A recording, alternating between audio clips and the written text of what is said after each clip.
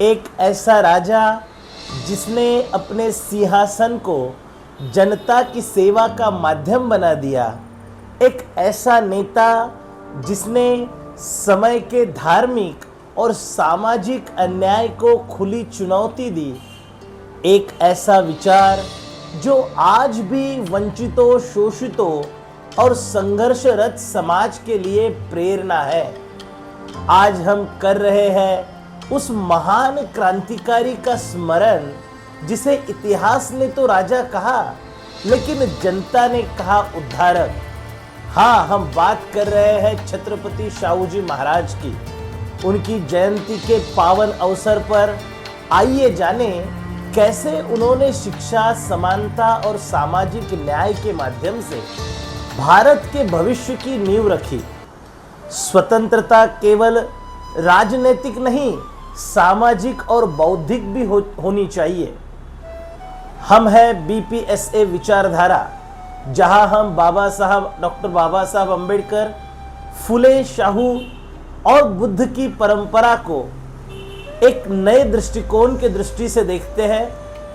यह हमारा उद्देश्य है कि विचारों के माध्यम से समाज में क्रांति लाना, जहां सवाल पूछना पाप नहीं, परिवर्तन की पहली शर्त है। यहाँ हर वो बात होगी जो समाज के सबसे अंतिम व्यक्ति के हक की होगी।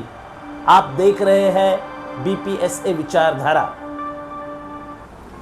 शाहू महाराज का जन्म 26 जून 1874 में पूना के निकट कागल के गाडगे मराठा परिवार में हुआ। उनका नाम था यशवंतराव गाडगे। वे एक प्रतिष्ठित मगर साधारण मराठा घराने से बिलोंग करते थे। उसी समय कोल्हापुर की रानी, जो छत्रपति शिवाजी महाराज की वंश परंपरा से थी, उन्हें उत्तराधिकारी के तौर पर नियुक्त किया। कोल्हापुर रियासत में एक योग्य, साहसी और तेजस्वी उत्तराधिकारी की आवश्यकता थी जो सिंहासन संभाल सके और मराठा गौरव को आगे बढ़ा सके।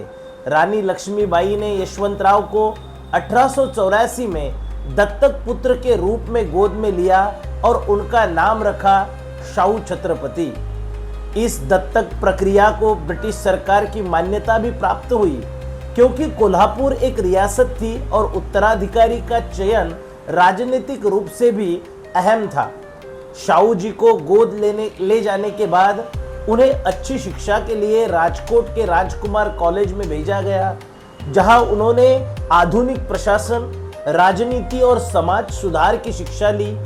यही शिक्षा आगे चलकर उन्हें एक सामाजिक क्रांतिकारी राजा बनाने में सहायक सिद्ध हुई। 1894 में मात्र 20 वर्ष की आयु में कोल्हापुर की रियासत के वे छत्रपति बने। राजा बनने के बाद उन्होंने सत्ता को शोषण नहीं, सुधार और सेवा का माध्यम बनाया। उन्होंने शिक्षा, सामाजिक समानता और अछूतों के अधिकार के लिए ऐतिहासिक कार्य किया, जिसमें उन्हें एक सामाजिक क्रांतिकारी राजा के रूप में जाना जाने लगा।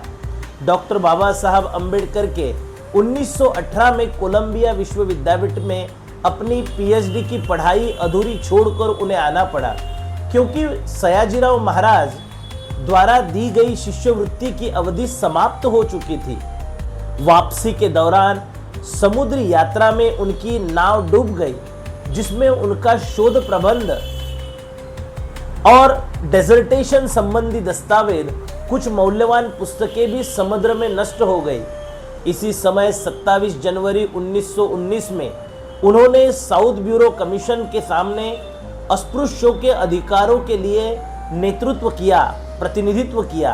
इसी दौरान में छत्रपति शाहू जी महाराज ने मुस्लिमों और मराठों तथा ओबीसी समाज को भी राजनीतिक प्रतिनिधित्व दिलाने के उद्देश्य से दिनकरराव जवळकर को सक्रिय किया।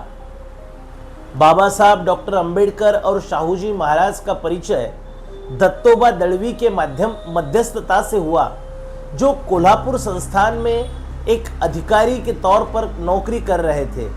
यह परिचय आगे चलकर सामाजिक न्याय की दिशा में एक ऐतिहासिक गठबंधन में परिवर्तित हुआ। 1920 में शाहू जी महाराज ने मानगांव में अस्पृश्यों में सामाजिक जागरूकता फैलाने हेतु 20 और 21 मार्च को एक परिषद का आयोजन किया था। इस परिषद में बाबा साहब डॉक्टर अंबेडकर को अध्यक्ष के रूप में आमंत्रित किया गया। इसके प्रमुख आयोजक जैन समाज के आप्पा साहेब पाटिल थे। इस अवसर पर शाहू जी महाराज ने एक ऐतिहासिक भाषण में कहा, भीमराव अंबेडकर के रूप में आपको एक नेता मिल चुका है। इस परिषद के दौरान 26 जून 1920 को छत्रपति शाहू जी महाराज का जन्मदिन भी था। इसे ध्यान में रखते हुए डॉक्टर बाबा साहब अंबेडकर ने उपस्थित लोगों से कहा कि शाहू महाराज वास्तव में हमारे सच्चे मार्गदर्शक हैं, जिनका जन्मदिन हमें दिवाली की तरह मनाना चाहिए। यह कथन शाहू महाराज के प्रति बाबा साहब के सम्मान, प्रेम और उनके सामाजिक योगदान की महत्ता को दर्शाता है। अस्पृश्यों की आवाज को जनसामान्य तक पहुंचाने के लिए बाबा साहब अंबेडकर ने 1920 में मुकनायक नामक समाचार पत्र शुरू करने का निर्णय लिया। इस पत्र को शुरू करने के लिए आर्थिक सहायता की आवश्यकता थी, जिसे शाहू जी महाराज ने उस समय 25 रुपए का आर्थिक योगदान देकर पूरा किया। बाबा साहब ने 1921 में और 1923 के बीच एक बार फिर अमेरिका जाकर अपनी अधूरी पीएचडी की पढ़ाई पूरी की। इस दौरान उन्होंने शाहू जी महाराज से यूनिवर्सिटी की फीस के लिए मदद मांगी। शाहू जी महाराज ने उस समय 200 पाउंड की आर्थिक सहायता प्रदान की, जो बाबा साहब की शिक्षा और भविष्य के संघर्ष को मजबूत करने में बेहद महत्वपूर्ण साबित हुई। बाद में बाबा साहब अंबेडकर ने अपने प्रसिद्ध ग्रंथ हु वेयर द शुद्राज में छत्रपति शिवाजी महाराज के ऊपर विस्तृत शोध किया। यह प्रेरणा उन्हें शाहू जी महाराज के संपर्क और विचारों से ही मिली। वास्तव में शाहू जी महाराज और छत्रपति शिवाजी महाराज और डॉक्टर बाबा साहब अंबेडकर के बीच में एक वैचारिक सेतु के रूप में कार्य कर रहे थे। इस परिषद के तुरंत बाद बाबा साहब ने नागपुर में अस्पृश्य समुदाय के लिए एक महत्वपूर्ण परिषद के आयोजन की योजना बनाई, जो 30 मई 1920 को आयोजित होनी थी। इस परिषद में शाहू जी महाराज को मुख्य मार्गदर्शक के रूप में उपस्थित रहना था, लेकिन ठीक उसी समय उनकी बेटी अक्का साहेब गंभीर रूप से बीमार थी और पूरे घर में चिंता का माहौल था। ऐसे में शाहू महाराज के लिए इस परिषद में उपस्थित रहना संभव नहीं लग रहा था।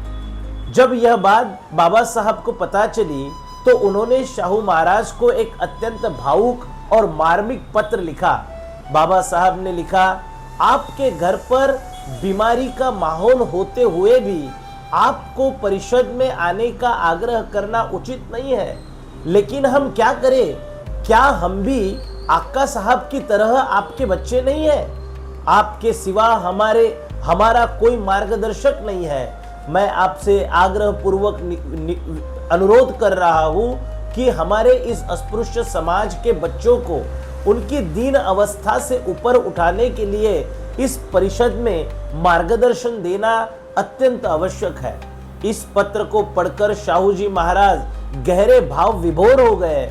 उन्होंने तुरंत उत्तर देते हुए बाबा साहब अंबेडकर को आश्वासन दिया, मुझे कितनी भी कठिनाई क्यों न हो, मैं आपकी इस परिषद में अवश्य उपस्थित रहूंगा। यह संवाद केवल दो व्यक्तियों के बीच का नहीं, बल्कि उस समय युग की सामाजिक पीड़ा, नेतृत्व की जरूरत और परिवर्तन की गूंज को दर्शाता है। शाहू महाराज और डॉक्टर बाबा साहब अंबेडकर के बीच यह रिश्ता केवल सहयोग का नहीं, बल्कि समर्थन, संवेदना और क्रांतिकारी प्रतिबद्धता का प्रतीक बन गया। शाहू महाराज का जीवन अत्यंत महान और प्रेरणादायी था, लेकिन उन्हें बहुत ही कम आयु प्राप्त हुई। मात्र 48 वर्ष की आयु में उनका 6 मई 1922 को निधन हो गया। जब शाहू महाराज के निधन की खबर डॉक्टर बाबा साहब अंबेडकर तक पहुंची, उस समय वे लंदन में थे। यह समाचार सुनकर बाबा साहब अत्यंत व्याकुल और भावुक हो गए। उन्होंने तुरंत शाहू महाराज के पुत्र को एक मार्मिक पत्र लिखा, जिसमें उन्होंने लिखा, मेरे प्रिय युवराज महाराज, शाहू महाराज के निधन की खबर सुनकर मैं अत्यंत दुखी हूं। इस समाचार ने मुझे गहरा आघात पहुंचाया है। निस्संदेह इस दुखद घटना से बहुत विचलित हो चुका हूं। इस घटना से मैंने एक ऐसा मित्र और मार्गदर्शक खो दिया है जिसने मेरे जीवन को दिशा दी है, और साथ ही पीड़ित वर्ग ने भी अपना एक महान संरक्षक खो दिया है। एक ऐसा नेता जिसने अपने महान उद्देश्य को उसे पूरा करने के लिए संपूर्ण जीवन समर्पित कर दिया। यह पत्र बाबा साहब की भावनात्मक पीड़ा और शाहू महाराज के प्रति उनके गहरे सम्मान को दर्शाती है। यह केवल एक श्रद्धांजलि नहीं थी, बल्कि दो महान व्यक्तियों के बीच सच्चे वैचारिक और मानवीय संबंध की अभिव्यक्ति भी थी। कोल्हापुर प्रांत में अस्पृश्यता उन्मूलन हेतु शाहू महाराज का योगदान अत्यंत उल्लेखनीय रहा है। उन्होंने अपने राज्य में अस्पृश्यों के लिए स्कूल और छात्रावास स्थापन कर सामाजिक परिवर्तन की नींव रखी। महाड़ अस्पृश्य जाति समुदाय के लोगों को वकालत के चार्टर तथा तलाठी जैसे महत्वपूर्ण पदों पर उन्होंने नियुक्ति की।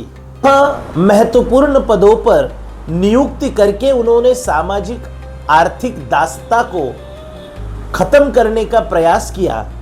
उन्होंने अस्पृश्यों के जीवन में सुधार लाने हेतु कई निर्णय पारित किए और उन्हें प्रभावी ढंग से लागू भी किया। उन्होंने शिक्षा को आत्मनिर्भरता का माध्यम मानते हुए अस्पृश्यों के लिए शिक्षा के द्वार खोले और विभिन्न स्थानों पर उनके लिए छात्रावास का भी आरंभ किया। वे अस्पृश्यों को समान मानते हुए उनके साथ बराबरी का व्यवहार करने के लिए आगे आए। 1908 में छत्रपति शाहू जी महाराज ने अपने सहयोगियों जैसे भास्कर राव जाधव, महादेवराव डोंगरे, बागल, शिंदे आदि के साथ मिलकर अस्पृश्यों के लिए छात्रावास शुरू करने का कार्य जारी रखा। इस कार्य के लिए उन्होंने विद्या प्रसारक मंडल नामक एक संस्था का भी निर्माण किया। शाहू महाराज ने अस्पृश्यों के लिए स्कूल खोलने के प्रयासों को पूरे मन से समर्थन दिया और इस योजनाओं के आर्थिक प्रबंधों पर स्वयं निगरानी रखते थे।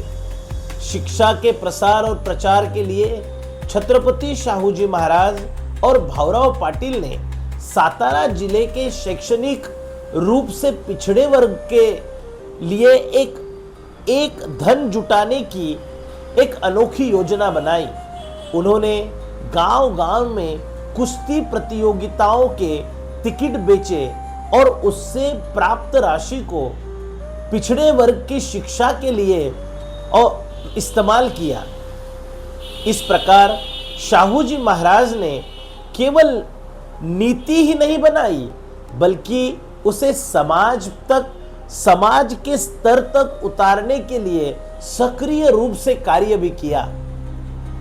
शाहू जी महाराज द्वारा जारी एक आदेश में स्पष्ट रूप से लिखा गया था कि प्रांत का शिक्षा विभाग अस्पृश्य और मुख्य धारा के लोगों के बीच कोई भेदभाव किए बिना सभी के साथ समान व्यवहार करे। ठीक वैसे जैसे American mission, saint Xavier, Wilson college, missionary संस्थाएं और आर्य समाज के स्कूलें, कॉलेज और बैंगलोर, पंचगनी रेलवे तथा शासकीय कर्मचारियों के आवासीय विद्यालय करते हैं। सरकारी अनुदान प्राप्त स्कूलों को चाहिए कि वे अस्पृश्य विद्यार्थियों के साथ सम्मान पूर्वक व्यवहार करें, उन्हें स्कूलों में दाखिला दें। शाहू महाराज द्वारा जारी एक अन्य आदेश यह स्पष्ट तौर से कहता है कि यदि स्कूल विभाग का कोई भी व्यक्ति इस आदेश का उल्लंघन करता है तो उसे सप्ताह के भीतर अपना इस्तीफा देना होगा। ऐसे व्यक्ति को पेंशन की पात्रता नहीं होगी। साथ ही यदि कोई अनुदानित संस्था इस आदेश का पालन नहीं करती तो उनका सरकारी अनुदान और अन्य सहायता तुरंत रद्द कर देनी चाहिए और अदालत की ओर से भी उसे मान्यता नहीं देनी चाहिए। यह आदेश स्पष्ट रूप से शाहू महाराज की समानता, सामाजिक न्याय और शिक्षा के अधिकार की प्रतिबद्धता को दर्शाती है। यह आदेश शाहू महाराज की सख्त सामाजिक प्रतिबद्धता को दर्शाता है, जिसमें उन्होंने अस्पृश्यों के साथ किसी भी प्रकार के भेदभाव को सहन न करने की दृढ़ नीति अपनाई है। शाहू महाराज इतिहास के पहले ऐसे प्रसिद्ध राजा थे जिन्होंने वेद अध्ययन का अधिकार अस्पृश्यों को भी दिया और उनके लिए उपनयन संस्कार का आयोजन कर उन्हें तथाकथित उच्च वर्ण, विशेषता ब्राह्मणों के समकक्ष स्थान देने की कोशिश की। उनके द्वारा कोल्हापुर प्रांत में किए गए इस क्रांतिकारी कार्य ने ब्राह्मणवाद की जड़ों को गहराई से झकझोर दिया। इससे विचलित होकर पुणे के कुछ ब्राह्मणों ने ब्रिटिश सरकार से उनकी शिकायतें की और उन्हें राजनीतिक रूप से दबाने की कोशिश भी की। उस समय शाहू महाराज ने स्पष्ट शब्दों में कहा, अगर पिछड़े वर्ग की सेवा करते हुए मुझे गद्दी से हटना भी पड़ा तो मैं इसके लिए तैयार हूं, इससे मुझे कोई फर्क नहीं पड़ता। उन्होंने अपने विरोधियों और उस समय की ब्रिटिश सत्ता को चेतावनी देते हुए कहा कि जब तक मेरे शरीर में आखिरी सांस बाकी है तब तक मैं पीड़ित और शोषित समुदायों के दुख दर्द दूर करने के लिए निरंतर संघर्ष करता रहूंगा। शाहू महाराज ने हिंदू समाज में प्रचलित हानिकारक परंपराओं, रूढ़ियों को रोकते हुए सामाजिक समता के विकास पर विशेष बल दिया।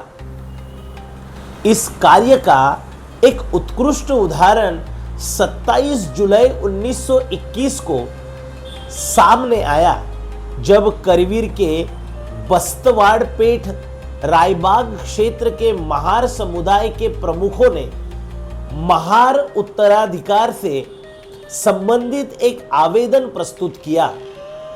इस आवेदन में शाहू महाराज द्वारा अस्पृश्यों तथा अछूत समाज के उत्थान के लिए किए गए कार्यों का उल्लेख करते हुए उन्होंने लिखा, हमारे उदार राजा ने हमारे सुधार और उत्थान के लिए अनेक प्रयास किए। आपने हमारे लिए बोर्डिंग स्कूल तथा कॉलेजेस खोले, बहुतों को रोजगार दिलाया, कुछ लोग वकालत जैसे पेशे में भी पहुंचे और सबसे बड़ी बात, राजा ने हमसे भेदभाव किए बिना हमें अपनी बच्चों के समान प्यार और स्नेह दिया। इसलिए हमारी पूरी जाति उन्हें ईश्वर की समान मानती है और इस अद्वितीय कार्य के लिए सदा उनकी हम ऋणी है। यह पत्र शाहू महाराज के प्रति जन सामान्य में व्याप्त गहरी कृतज्ञता, श्रद्धा और सम्मान को दर्शाता है जो उन्होंने अपने सामाजिक समर्पण को और समानता के संघर्ष से अर्जित किया था। शाहू महाराज ने स्वयं को हमेशा अस्पृश्यों और पिछड़े वर्ग का सेवक माना और इसी भावना से उन्होंने जीवन भर कार्य किया। उन्होंने नागपुर में आयोजित अखिल भारतीय पिछड़ा वर्ग सम्मेलन में अपने विचार व्यक्त करते हुए शाहू महाराज ने कहा, यदि आप कोई भी आपत्ति आप पर आती है या विपत्ति आती है तो मैं अपना राज युवराज को सौंपकर आपकी सेवा में समर्पित हूं। मैं हमेशा आपके पीछे हूं। शाहू महाराज का यह कथन उनके समर्पित सामाजिक दृष्टिकोण और पीड़ित वर्ग के प्रति उनके गहरे संवेदनात्मक जुड़ाव को दर्शाता है। वे हमेशा मानते थे कि अस्पृश्यों तथा पिछड़ों की मुक्ति का मार्ग तभी प्रभावी और स्थायी हो सकता है जब इस आंदोलन का नेतृत्व स्वयं अस्पृश्य और पिछड़े समाज के लोग करें। यह सोच उनके लोकतांत्रिक, दूरदर्शी और सशक्तिकरण आधारित दृष्टिकोण को दर्शाता है तथा उस दृष्टिकोण की यह मिसाल है। शाहू महाराज ने महात्मा फुले के सत्यशोधक आंदोलन को निरंतर आगे बढ़ाया। उन्होंने अपने सामर्थ्य और सत्ता का उपयोग समाज से असमानता की जड़ों को समाप्त करने के लिए किया। किसी अग्रदूत की प्रमुख भूमिका यह होती है कि वह समाज में रूपांतकारी परिवर्तन लाए, लोगों को मानवता के महत्व के प्रति जागरूक कर प्रगति की दिशा में मार्गदर्शन करे। इस दृष्टिकोण से देखा जाए तो छत्रपति शाहू महाराज एक सच्चे मूर्तिभंजक तथा आइकोनोक्लास्ट थे, जिन्होंने परंपरागत सामाजिक ढांचों और अन्यायपूर्ण व्यवस्था को तोड़कर समानता, शिक्षा, सामाजिक न्याय की एक नींव रखी तथा एक राह बताई। प्रबोधनकार ठाकरे छत्रपति शाहू महाराज के कार्य और व्यक्तित्व के बारे में लिखते हुए कहते हैं कि वे चित्पावन समुदाय के लिए एक विरोधी थे, देशस्थ समुदाय के लिए धार्मिक क्षेत्र में एक विद्रोही, लेकिन मुंबई और भारतीय सरकार के लिए एक प्रिय मित्र तथा गैर ब्राह्मणों के लिए एक पिता के समान और अस्पृश्यों के लिए एक ईश्वर तथा भगवान ने भेजा हुआ देवदूत थे। यह कथन शाहू महाराज के सहायक, न्यायप्रिय और क्रांतिकारी सामाजिक दृष्टिकोण को उजागर करता है। वे जहां एक और सामाजिक असमानता और ब्राह्मणवादी वर्चस्व को डटकर विरोध करते हैं, वहीं दूसरी ओर वे वंचितों, पीड़ितों के लिए आशा, समानता और आत्मसम्मान का प्रकाश बन जाते हैं। प्रबोधनकार ठाकरे के इस वर्णन से यह स्पष्ट है कि शाहू महाराज केवल एक राजा नहीं बल्कि एक सामाजिक क्रांति के अग्रदूत थे। डॉक्टर बाबा साहब अंबेडकर ने छत्रपति शाहू महाराज के कार्यों की सराहना करते हुए कहा था कि शाहू महाराज ने सामाजिक असमानता को समाप्त करने के लिए निरंतर संघर्ष किया और ब्राह्मणों के प्रभुत्व के गढ़ को ध्वस्त कर दिया। यह कथन शाहू महाराज के क्रांतिकारी सामाजिक सुधारों और ब्राह्मणवादी वर्चस्व के विरोध में उनके अडिग संघर्ष को दर्शाता है। डॉक्टर बाबा साहब अंबेडकर के अनुसार शाहू महाराज ने समाज के वंचित वर्गों को न्याय, शिक्षा और सम्मान दिलाने के लिए अपने साम्राज्य का उपयोग एक सशक्त सामाजिक क्रांति के मंच के रूप में किया। शाहू महाराज सिर्फ एक राजा नहीं, वे एक विचार थे, वे एक क्रांति थी। उन्होंने महात्मा फुले के सत्यशोधक आंदोलन को एक नई दिशा दी और डॉक्टर बाबा साहब अंबेडकर जैसे महान नेता के सामाजिक संघर्ष की नींव को मजबूत छत्रपति शाहू महाराज ने किया। उन्होंने शिक्षा, समानता और सम्मान को हर इंसान का अधिकार माना, चाहे वह किसी भी जाति, वर्ग या धर्म का क्यों न हो। आज जब हम जातिगत भेदभाव, सामाजिक असमानता और अन्याय को फिर से उठता देख रहे हैं, तो शाहू महाराज की विरासत हमें याद दिलाती है कि बदलाव केवल कानून से नहीं, विचारों से होता है। तो आइए हम सब मिलकर यह संकल्प ले कि हम इस महान क्रांतिकारी परंपरा को आगे बढ़ाएं, जहां हर व्यक्ति को शिक्षा, सम्मान और अवसर मिले। शाहू महाराज हमारे लिए इतिहास नहीं, एक जीवित प्रेरणा है। जय शाहू, जय भीम।